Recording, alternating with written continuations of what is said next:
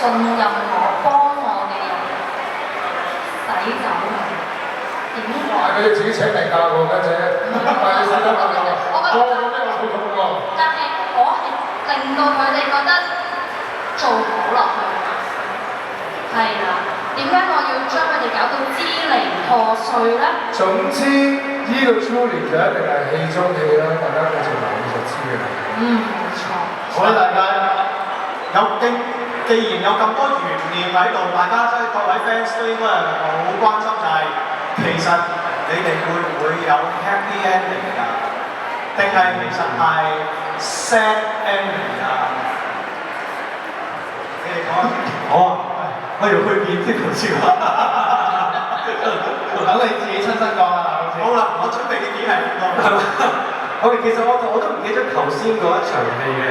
咁咧，即係我想講一句。係嗰個條件先可以做得咁威咁樣啊！輸咗啊！夠謙啊！叫我夠謙啊！係啦，今日嚟一齊呢個幫下手。佢激極住咗啊！哦，原來手指最勁嘅，跟兩個波波。好好嘅，你揸少少陣你就係咁樣啦。鼓勵聲，支持聲啊！揸住我啊！係咁啊！差唔多。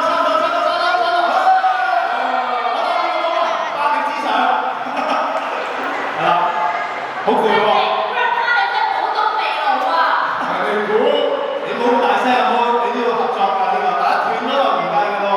所以係啊，即係我哋要打到最短為止啦，我哋3 pair。好，預備。嗱喺教之前咁當然咧都俾記者嗱，可能單身要跪一跪啦。哇！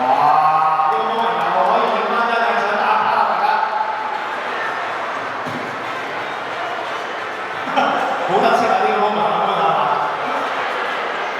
咁一陣間仲有阿官同埋阿山中靚車，我影張先話知可以試過幾短咧？好，預備話已經急不及待喎，都未數1、2、3已經做緊啦。再短啲，再短啲。